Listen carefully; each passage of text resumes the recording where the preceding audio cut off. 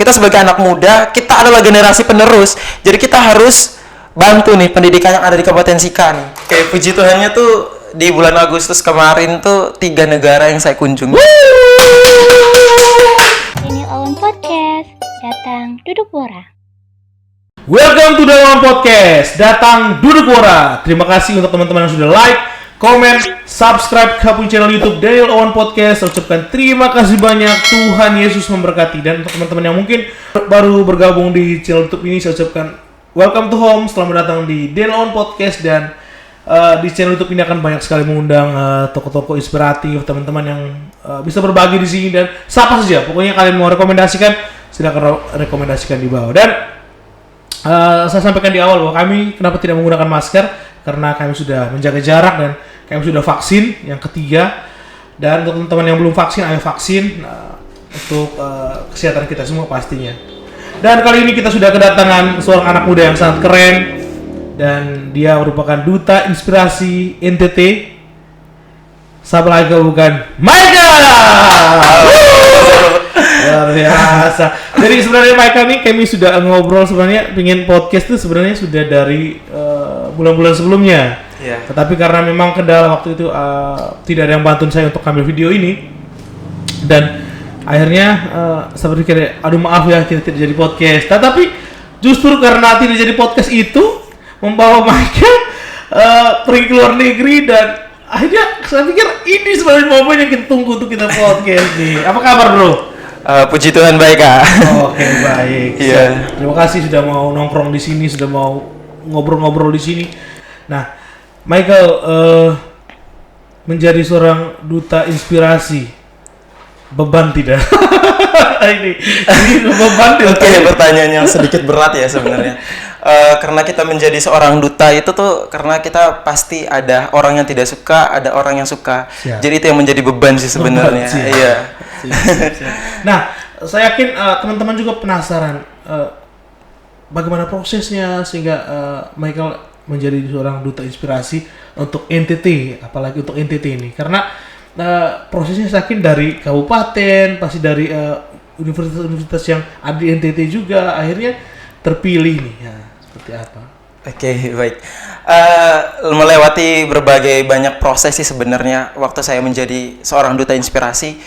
Awalnya saya hanya melihat dari story Instagram teman, dan di situ duta inspirasi lagi membuka nih pendaftaran calon duta inspirasi di batch ketiga. Okay. Dan kemarin itu saya sempat memberanikan diri juga. Akhirnya saya memberanikan diri untuk mendaftar. Awalnya sebenarnya karena takut sih bersaing sama teman-teman yang ada di Pulau Jawa atau yang mereka yang berada di luar gitu kan. Karena persaingannya mereka pasti lebih pintar dari saya gitu kan. Tapi saya tuh berusaha untuk memantapkan diri saya, memantapkan hati saya, bilang pasti lolos. Akhirnya setelah mendaftar kemarin itu di tahap pertama kan namanya seleksi berkas dari duta inspirasi. Setelah seleksi berkas dari NTT sekian banyak yang daftar, tetapi dinyatakan lolos cuman ya 10 orang. Nah 10 orang itu dia melewati namanya interview. Tahap yang kedua sesi interview. Nah setelah interview itu kita dipilih hanya 2 orang. Jadi satu pasang, yaitu satu cewek, satu cowok. Dan saya tuh sempat gak berpikir bahwa akan lolos nih. Karena banyak persaingan dari NTT, karena ya orang-orang yang saya lihat di Instagram mereka orang-orang hebat gitu kan. Tetapi Tuhan punya jalan yang lain gitu. Tuhan bilang, saya percayakan duta inspirasi ini ke saya gitu kan. Jadi kayak puji Tuhan juga, Tuhan kasih kepercayaan ini untuk saya, dan puji Tuhan juga pengen berterima kasih juga kepada Duta Inspirasi Indonesia yang telah mempercayakan saya untuk menjadi Duta Inspirasi perwakilan Provinsi NTT. Karena begitu banyak persaingan, tetapi saya bisa menunjukkan bahwa saya bisa gitu kak. Oke, luar biasa. Saya pikir kita perlu apresiasi, dan saya yakin bahwa semua proses ini sampai di titik ini artinya bahwa dukungan dari orang tua, betul sekali, doa juga, Tuhan Yesus memberkati pastinya. Nah, kalau untuk menjadi duta inspirasi itu kerjaan apa saja? Saya yakin teman-teman pasti penasaran nih. Nah. Oh iya. Oke, menjadi duta inspirasi. Duta inspirasi itu kami punya tagline, yaitu duta inspirasi 3 bulan mengabdi, selamanya menginspirasi. Jadi setiap batchnya itu mengabdinya selama 3 bulan. Jadi kita 3 bulan tuh bekerja gitu, bukan bekerja sih, kayak lebih membuat konten-konten edukasi tentang menginspirasi banyak orang.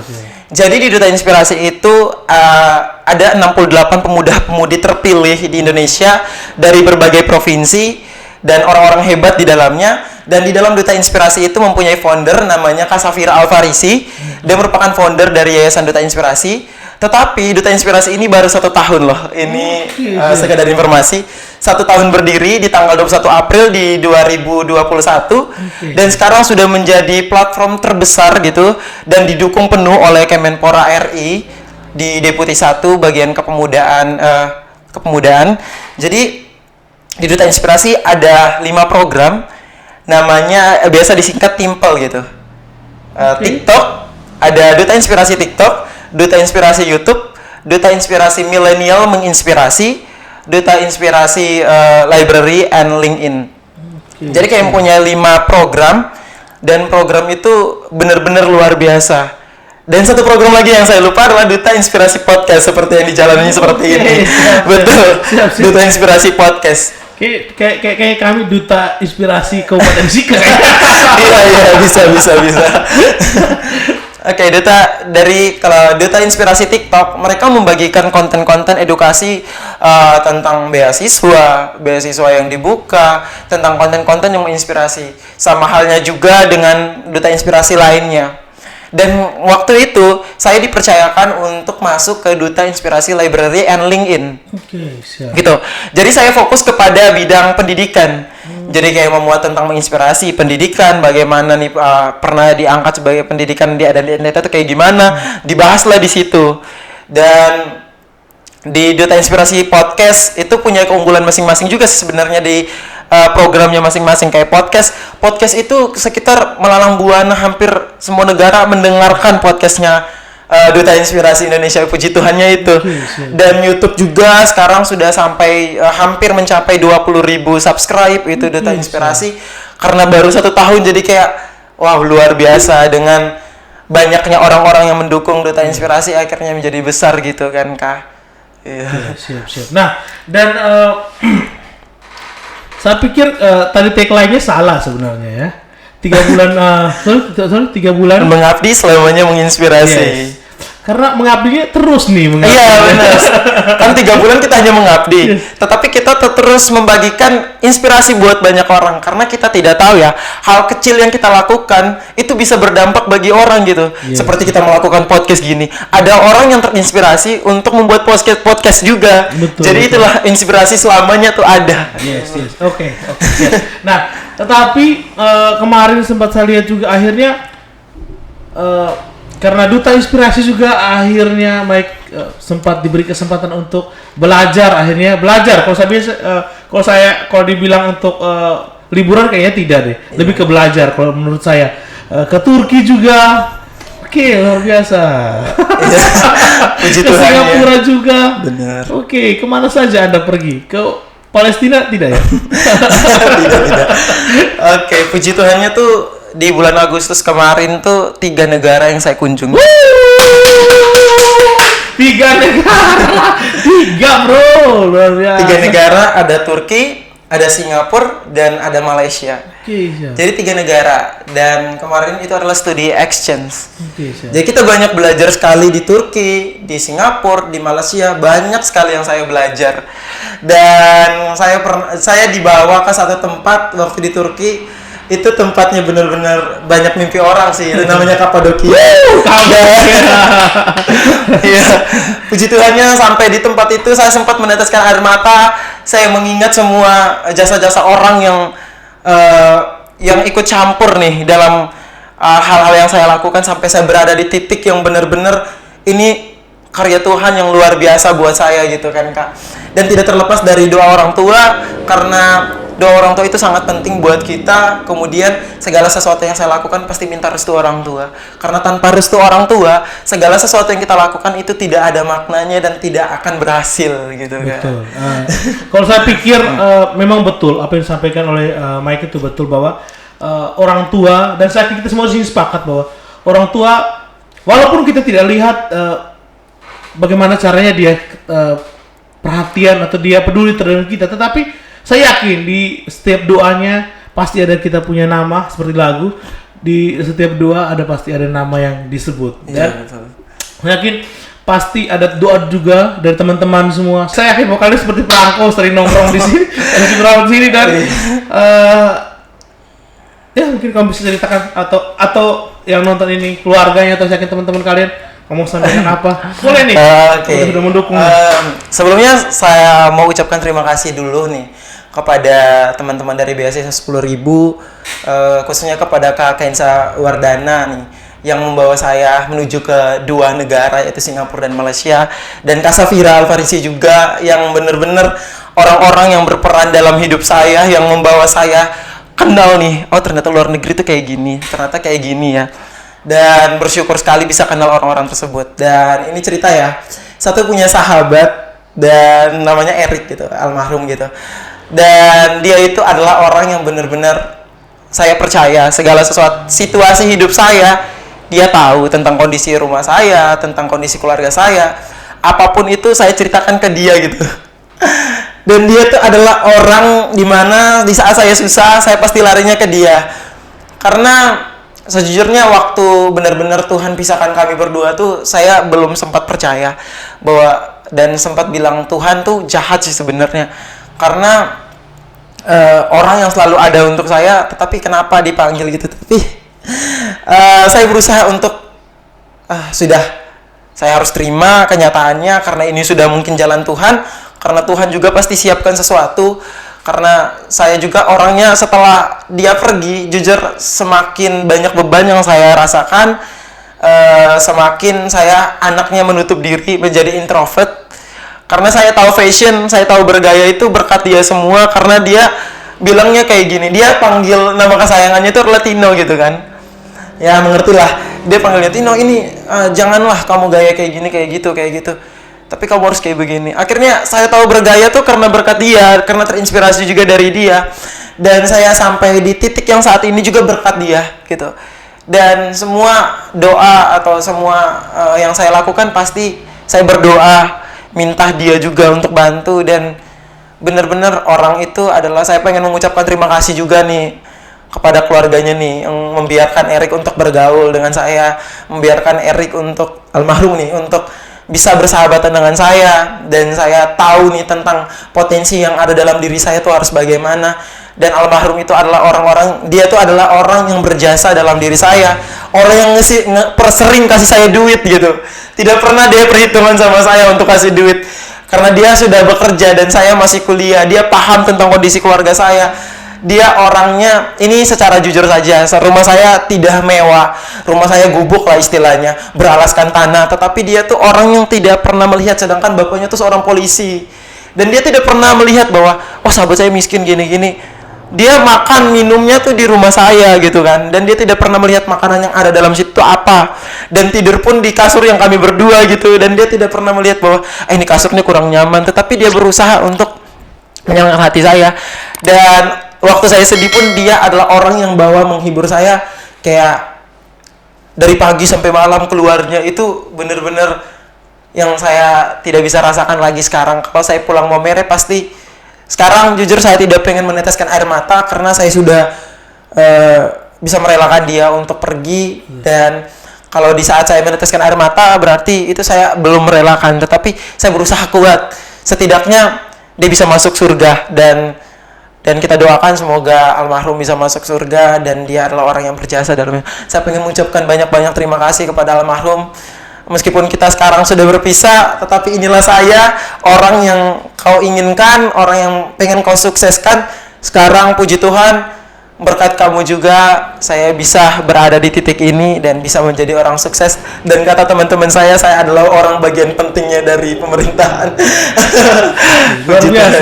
Dan saya yakin yang nonton ini juga sepakat dengan saya bahwa dia bangga.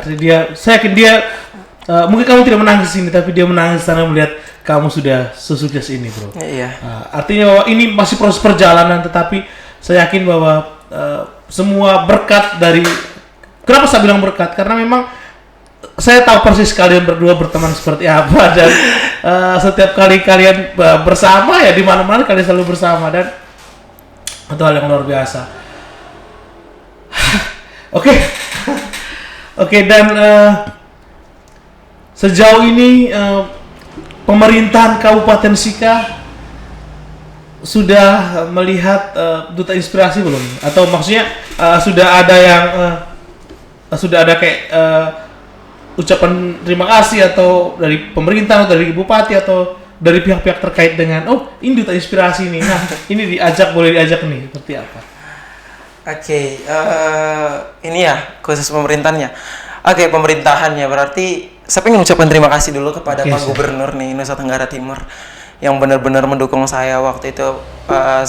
Saya audiensi sama Pak Gubernur. Benar-benar banyak pengalaman yang diajarkan Pak Gubernur. Saya sangat mengapresiasi segala hal yang Pak Gubernur kasih gitu. Dan untuk pemerintahan Kabupaten Sika sampai saat ini belum sih, cuman mungkin karena saya orangnya ya sedikit sibuk, bukan sangat sibuk ya, tapi sedikit sibuk. Dan saya jarang sekali untuk pulang ke Maumere karena jujur saya sedikit dibilang jam terbangnya lumayan tinggi sih. Kayak di Kupang saya hanya bertahan beberapa bulan, ada panggilan harus ke Jakarta, harus kegiatan ini, kegiatan itu.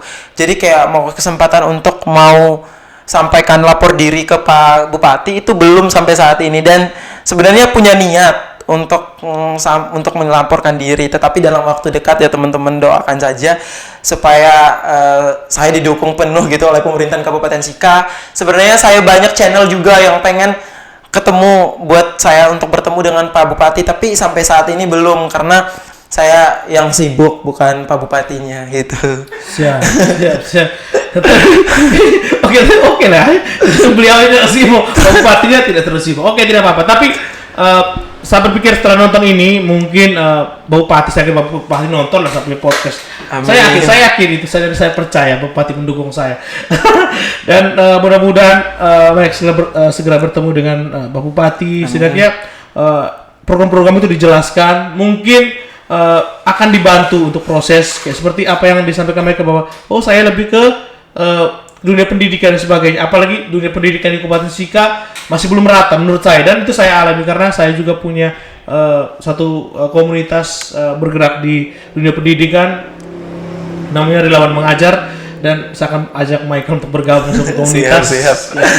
Bergabung sama komunitas terus untuk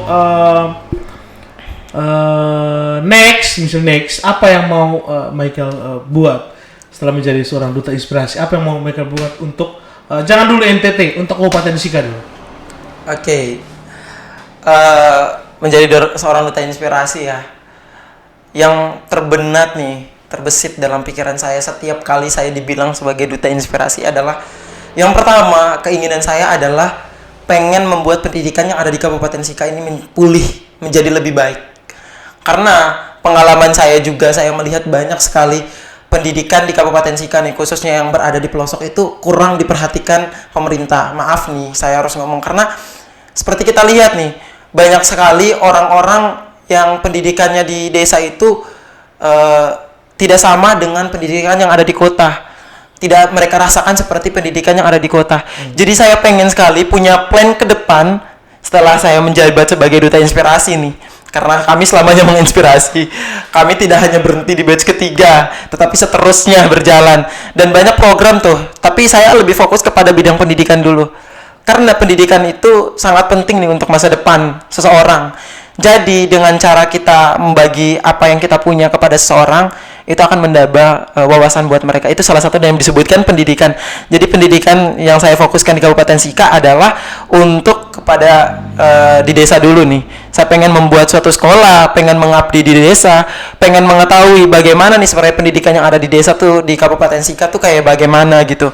Biar saya bisa membantu up gitu ke pemerintahan, langsung ke pemerintahan pusat kalau bisa, supaya kita segera dibantu gitu kan. Karena kita orang Indonesia Timur, banyak sekali pendidikan kita tuh belum merata yang kita dapatkan, dan pemerintahan mungkin lebih fokus ke ya daerah terbesar gitu. Tetapi kita jangan melihat dari mereka fokuskan itu, tapi kita sebagai anak muda jangan kita lihat ternyata gini, jadi kita diam gitu. Enggak, kita sebagai anak muda, kita adalah generasi penerus. Jadi kita harus bantu nih pendidikan yang ada di Kabupaten Sika nih. Saya pengen sekali mengajak anak-anak yang Kabupaten Sika, kalian punya potensi apa nih? Kalian punya skill apa nih? Kita saling membantu lah, saling bahu-membahu, kita buat Sika ini menjadi lebih baik, Sika menjadi pulih pendidikannya. Jadi itu yang akan saya buat nih. Saya akan bergabung bersama Kak Daniel nih. Siap. Tapi saya sangat tertarik karena tadi sempat di belakang mereka sempat ceritakan bahwa Kak, saya akhirnya bertemu dengan Sandiaga Uno nih. Yes. Apakah bertemu untuk ngobrolin bisnis? Enggak. Oke, siap. Jadi ceritanya saya bertemu itu emang bertemunya kita ngomong nih, tapi kita bertemu secara online. Itu karena kemarin tuh saya sempat menjadi satu-satunya mahasiswa NTT yang berhasil lolos ke magang kampus Merdeka yang dibuat oleh program ODP Nadiem dan mewakili NTT juga. Dan saya kemarin di perusahaan yang namanya PT Dwi Inti Putra atau My Edusoft, dan saya kemarin mengambil tentang desain gitu. Kita belajar tentang Excel, kita belajar tentang desain, kita belajar tentang fotografi dan lain-lain gitu. Dan karena mereka melihat bahwa saya satu-satunya anak NTT, jadi saya mewakili bagian Indonesia Timur. Jadi Indonesia Timur dari Papua ini, pokoknya semuanya saya satunya yang mewakili untuk Indonesia Timur. Untuk berbicara langsung kita meskipun secara online, tetapi saya percaya bahwa setiap kali kita ngomong itu Pak akan mendengarkan, Pak Nadiem akan mendengarkan tentang pendidikan. Dan saya sempat meng-up juga ke sekretarisnya nih. Saya sempat meng-up juga nih ke, meskipun kita chatnya tetap melalui helpdesk namanya. Helpdesk, tapi saya yakin bahwa itu akan dibantu. Dan bener sih, semakin kesini pendidikan di NTT pun bukan hampir sih, kayak terus-menerus dibantu, dan Pak Presiden pun mulai kayak memperhatikan khusus bagian Indonesia Timur gitu. Bukan melalui saya ya teman-teman, tetapi melalui orang-orang yang terdahulu gitu. Meskipun saya juga sempat kita ngobrol secara online, tetapi saya mau ngobrol apa adanya yang ada di kabupaten kita, apa adanya yang ada di NTT gitu kan. Siap, luar biasa untuk Pak Nadiem, terus untuk program-programnya juga. Iya benar. Nah,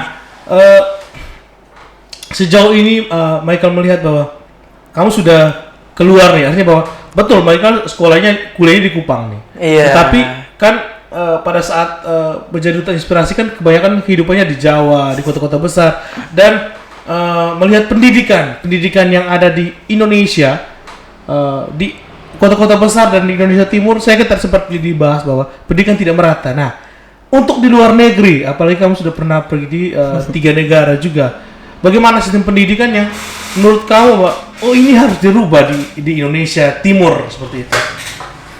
Di Indonesia ya? Yes. Sebenarnya pendidikan di luar negeri, mungkin mereka di sana teknologinya udah canggih ya, tidak seperti kita yang berada di Indonesia. Dan saya sangat suka pendidikan yang ada di Turki. Mereka di sana mewajibkan orang dari luar negeri itu wajib belajar 1 tahun bahasa mereka. Dan itu tuh bener-bener wow, challenge nih. Jadi menurut saya bener sih kalau di Indonesia terapkan seperti itu. Ada orang-orang dari luar negeri pengen kuliah di Indonesia, mereka harus belajar 1 tahun bahasa Indonesia dulu. Sama seperti di Turki. Di Turki itu kita wajib belajar 1 tahun di Turki. Dan di Turki itu banyak sekali beasiswanya. Kemudian kampus negeri di Turki itu dari informasi yang saya dapatkan itu murah dan masih bisa dibilang kita masih bisa jangkau sih. Kalau di Indonesia kita dengar pendidikan kayak paling mahal adalah pendidikan kedokteran gitu. Tetapi kedokteran di Turki itu tidak seperti di Indonesia sih, sebenarnya mahal sekali. Sedangkan di negara luar itu kedokteran itu hampir dibilang sih murah daripada di Indonesia. Jadi pendidikan di mereka itu lebih bagus sih sebenarnya. Kemudian penerapan cara belajarnya, kayak kita SD nih. Sedangkan SD di Indonesia 6 tahun. Sedangkan SD di Turki tuh mereka tidak menyebutnya SD sih sebenarnya. Jadi kayak TK udah sekalian SD. Jadi kemudian SMA gitu. Jadi udah sekalian gitu, dan hitungannya tidak sampai belasan tahun kayak kita. Kemudian kuliahnya mereka tuh sama seperti kita gitu. Cuman cara belajarnya mereka berbeda dengan cara belajarnya kita di Indonesia. Kemudian kalau di Malaysia atau Singapura, itu kalau di Malaysia disebut tadika gitu. Tadika itu TK sekaligus kita sudah SD gitu katanya. Dan mereka tuh udah hitungannya tuh kayak 9 tahun kalau nggak salah sih. Maaf ya kalau salah. Sesuai dengan saya dengar dari tour guide katanya 9 tahun sekolahnya. Jadi kayak menurut saya di Indonesia pendidikannya tuh terlalu panjang sih waktunya. Betul. Durasinya terlalu panjang yang membuat orang-orang pemuda-pemuda tuh kayak jenuh dengan pelajaran. Mungkin cara mengajar dari pendidik yang ada di Indonesia tuh berbeda dengan pendidik yang ada di luar negeri. Mungkin mereka punya cara-cara tertentu karena setiap manusia punya cara-cara tertentu, setiap negara juga punya cara-cara tertentu. Tetapi saya bersyukur juga saya belajar banyak di Indonesia. Bukan memang saya lahir di Indonesia, orang asli Indonesia. Setidaknya kita kalau ke luar negeri, orang Indonesia itu ada sangat dihargai. Apalagi di Malaysia. Sekedar info, orang Malaysia sangat menghargai orang Indonesia. Dan pernah nih satu kejadian, kita waktu belanja di Malaysia. Ini kita keluar dari bahas pendidikan ya. Oh gitu Pak, santai. Itu pernah kejadian itu kita beli air minum. Sedangkan air minum itu harganya 3 ringgit nih. 3 ringgit kalau nggak salah atau 1 ringgit. Tetapi dijual ke orang Indonesia itu tuh 0,3 ringgit. Bahkan jualnya tuh murah karena mereka bilang mereka cinta Indonesia. Dan orang bukan hanya saya alami di Malaysia atau di Singapura. Di Turki itu orang Turki itu sangat senang terhadap orang Indonesia. Dan kita ketemu di mana-mana ada orang Turki yang bisa bahasa Indonesia. Bahkan kami pernah nih, bukan endorse ya, ke salah satu tempat pusat perbelanjaan, bukan pusat perbelanjaan sih, kayak makanan khas Turki, itu namanya Munirah. Itu ada kayak mereka jual teh Turki, kopi Turki, itu orang Turki yang bisa bahasa Indonesia. Jadi kita sampai sana ya kita tidak pusing-pusing lagi. Waktu kita beli parfum mereka jelaskan pakai bahasa Indonesia, kita beli Turkish Delight mereka pakai bahasa Indonesia. Jadi mereka orang luar negeri itu sangat menghargai Indonesia. Tidak tahu ya, karena mereka kenal orang Indonesia itu disebut dengan orang-orang yang mempunyai sopan santun yang tinggi dan orang yang ramah. Tepuk tangan untuk Indonesia. Harus. Itu kita harus tepuk tangan. Iya. Apa tadi disampaikan Michael, saya sangat tertarik, apalagi di Malaysia. Kita minta maaf ya, kita pada umumnya orang bilang Malaysia dan Indonesia tuh bentrok dan sebagainya. Ternyata tidak. Itu mungkin hanya oknum-oknum tertentu yang memperkeruh suasana. Tapi padahal Indonesia dan Malaysia, saya pikir seperti Michael yang sendiri rasakan pada saat dia di sana, orangnya malah ramah dan orangnya malah support sekali dengan Indonesia. Iya, benar.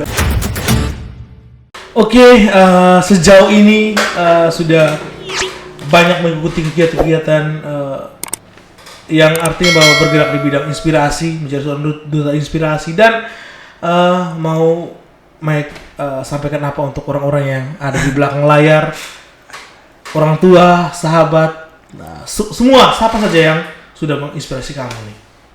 Oke. Untuk orang-orang yang di belakang layar tuh banyak sekali sebenarnya orang-orang yang ikut campur tangan di belakang saya. Apalagi waktu saya berangkat ke luar negeri itu saya benar-benar didukung nih oleh mantan kepala sekolah SMA saya maupun yayasan saya, SMA Frater Poli nih. Dia tuh benar-benar orang yang mendukung saya. Akhirnya saya dimuat di media, di Pos Kupang, media sana sini. Jadi kayak saya bilang, wow, Frater kayaknya saya rasanya kayak biasa saja, tapi Frater tuh kayak kasih effort yang lebih untuk saya. Jadi saya tuh kayak tambah semangat dan tambah termotivasi karena awal saya mau ke luar negeri tuh saya kayak ya sudahlah, kayak malas gitu mau berangkat gini-gini, nggak ada yang dukung gitu kan. Akhirnya gara-gara Frater jadi yang membuat saya termotivasi. Saya pengen mengucapkan terima kasih juga buat Frater Poli, kemudian Yayasan Mardiwiata, SMA Frater, SMP Frater, maupun sekolah-sekolah saya dulu yang saya nggak bisa sebutkan satu-satu. Kemudian saya pengen mengucapkan kepada Yayasan Duta Inspirasi, foundernya nih, sekali lagi saya harus ngomong terima kasih ke Kak Safira, Kak Lala, Karian, maupun teman-teman dari beasiswa 10.000 nih yang benar-benar sudah mendukung penuh saya waktu berkunjung ke dua negara, itu ada Malaysia dan Singapura. Terima kasih buat Kak Kenza, apalagi buat orang-orang yang waktu saya kenal nih waktu kami di Turki. Ada Kak Nenden, ada Kak Arfa, ada Abang Fatan, ada orang-orang hebat nih yang benar-benar mereka tuh yang tahu tentang kondisi saya waktu di Turki itu bagaimana, dan mereka yang mendengar seluruh cerita hidup saya, dan orang-orang yang benar-benar bantu saya waktu di Jakarta tuh benar-benar pernah ke dalam kondisi yang benar-benar wow, tidak bisa dihadapin sendiri. Tetapi ada orang-orang yang kayak luar biasa seperti Kak Arfa, Fatan, dan lain-lain yang tadi bisa sebutkan satu-satu, Bang Agung. Pokoknya Bang Agung tuh adalah orang yang menyiapkan tempat tinggal, menyediakan tempat tinggal, dan dia mau kasih tumpangan buat saya untuk tinggal selama di Jakarta nih. Terima kasih Bang Agung yang sudah kasih tumpangan. Pokoknya kalau Bang Agung datang ke sini aman banget. Aduh, apalagi saya punya ade nih ketemu secara tiba-tiba di kegiatan ke luar negeri, namanya Novel. Terima kasih Novel udah membantu saya. Pokoknya terima kasih buat sahabat-sahabat saya yang ada di Maumere, ada Yuni, Elsita, dan lain-lain nih yang saya tidak bisa sebutkan satu persatu. Terkhusus kepada almarhum Erik nih yang sudah benar-benar selalu ada buat aku, dan sekarang saya sudah berada di benar-benar titik yang dia inginkan gitu. Dan ini semua berkat doa mereka, dan terima kasih yang di belakang adalah untuk kedua orang tua saya. Terima kasih Bapak dan Mama, meskipun kita hidupnya susah, tapi kalian itu selalu berusaha mau mewujudkan apa yang saya inginkan. Sekali lagi terima kasih banyak, kalian orang-orang hebat yang selalu ada untuk saya. Sekali lagi terima kasih buat keluarga semuanya. Oke, siap. Saya yakin sudah banyak sekali yang diucapkan, tapi buat teman-teman yang mungkin tidak bisa disebutkan satu persatu tadi, saya yakin bahwa Mike juga mengucapkan terima kasih banyak pastinya.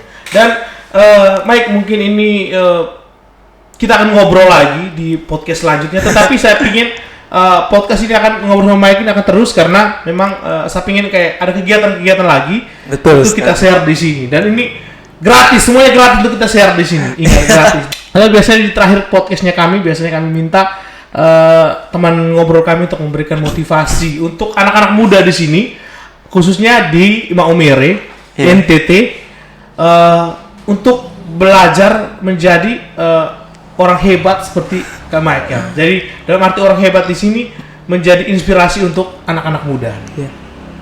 Oke, gas. Oke.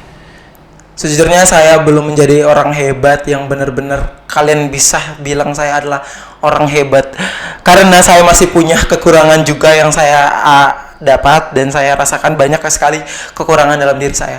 Saya pengen memberikan motivasi ke kalian semua nih, pemuda-pemudi yang ada di Kabupaten Sika nih, khususnya yang ada di Maumere. Jangan ada di Maumere, Kabupaten Sika seluruhnya, bahwa kalian harus banyak belajar, jangan kalian berada di zona nyaman kalian, tetapi berani untuk keluar dari zona nyaman kalian, berani untuk banyak belajar dari luar. Karena jika kita hanya berada di zona nyaman kita saja, kita tidak bisa akan menambah skill kita tidak akan bisa maju. Karena saya mempunyai prinsip bahwa jika saya berada dalam zona nyaman tersebut, saya tetap di tempat. Karena kalau jika saya keluar dari zona nyaman saya, banyak hal yang saya akan belajar, banyak hal yang saya dapatkan. Jadi kita jangan berada di dalam zona nyaman kita terus-menerus, karena di dalam zona nyaman kita tersebut, kita hanya berada di tempat, istilahnya jalan di tempat, tidak pernah jalan maju. Dan kemudian teman-teman banyak bergaul dalam istilahnya kalian harus cari teman-teman yang benar-benar sefrekuensi sama kalian, yang kalian bisa berbagi cerita, yang bisa memahami keadaan kalian. Benar-benar teman yang istilahnya kita sekarang tuh cari teman tuh harus diseleksi dulu sih sebenarnya. Jika kita bergaul dengan orang-orang yang benar-benar hebat, orang-orang yang punya apa ya istilahnya, kita nggak tahu nih besok-besok kita butuh ini, oh dia ternyata bisa di bagian ini, jadi kita bisa saling membantu istilahnya gitu. Karena Tuhan tuh menciptakan kita tuh adalah saling membantu gitu. Jadi dengan kita bergaul dengan banyak orang, terus banyak mencari tahu teman-teman, dengan kita mencari tahu, banyak sekali yang akan kita tahu. Seperti saya menjadi seorang duta, itu karena hasil dari keponya saya. Hasil dari saya karena saya orangnya pengen menantang diri saya. Karena kalau saya tidak tantang saya berdiri, berarti saya tetap akan menjadi Michael yang sama. Michael yang waktu SMA yang itu saja. Yang dikenal hanya tahu dance. Hanya tahu ini, hanya tahu itu, hanya penari-penari latar yang biasa dulu kita gitu. Itu. Jadi sekarang saya pengen tunjukkan bahwa versi saya bukan versi seperti yang dulu. Saya pengen menjadi versi yang berbeda, gitu. Makanya saya mencari tahu. Dengan banyak kita mencari tahu, banyak sekali yang akan kita kenal, banyak sekali yang akan kita belajar gitu. Kemudian jika kita sudah mendapatkan sesuatu, konsisten melakukan hal tersebut. Jika tanpa konsisten, sama aja. Kemudian kita lakukan dengan segala niat. Karena tanpa niat kita melakukan hal atau hal yang besar, itu percuma. Karena kita hanya kayak bilang, ya sudahlah saya pengen ini, tapi buat ini tidak ada niat, mending stop. Saya sarankan mending kalian stop kalau tanpa melakukan segala sesuatu dengan niat. Dan terus teman-teman, jangan takut untuk gagal. Karena gagal itu yang membuat kita untuk bisa menjadi berdiri gitu kan. Kita mau menjadi seorang yang besar, kita harus menjadi yang terkecil dulu. Betul. Gitu. Jadi teman-teman jangan malu untuk melakukan segala sesuatu.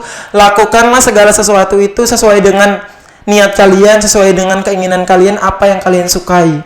Jangan yang kalian tidak sukai dan kalian tidak mau lakukan gitu kan. Karena jika kalian melakukan yang kalian tidak sukai, itu akan menjadi problem buat kalian. So teman-teman, mari kita pemuda-pemudi yang ada di Kabupaten Sika, lakukanlah segala sesuatu itu dengan segala niat. Jangan malu nih untuk melakukan segala sesuatu, malu bertanya sesat di jalan. Nah itu, dan banyak men-challenge diri kalian. Dengan cara kalian men-challenge diri kalian, itu yang membuat kalian menjadi lebih besar. Siap.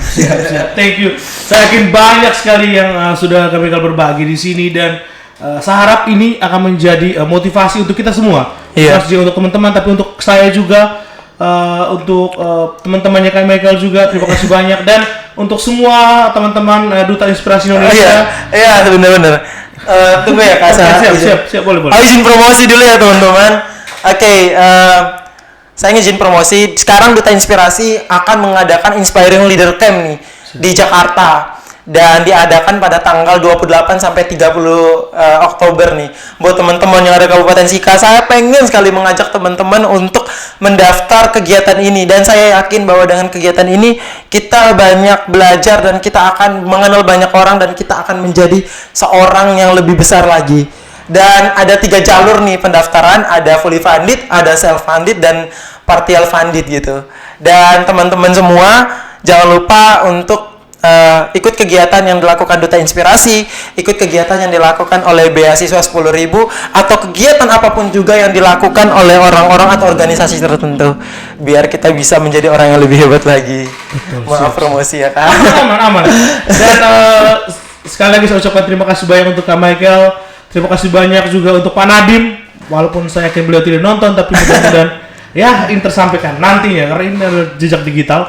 Dan saya juga mau mengucapkan terima kasih untuk semua sahabat Duta Inspirasi Indonesia dari batch awal sampai dengan sekarang. Dan untuk next time saya harapkan ada orang mau lagi yang akan Jadi duta berikutnya. Dan terima kasih banyak untuk teman-teman semua yang sudah like, comment, subscribe channel YouTube kami. Dan terima kasih untuk Kak Michael. Tuhan yang selalu berkati Kak Michael dan keluarga. Amin. Terima kasih Kak atas waktunya. Oke. Ini Owen Podcast, datang duduk borak.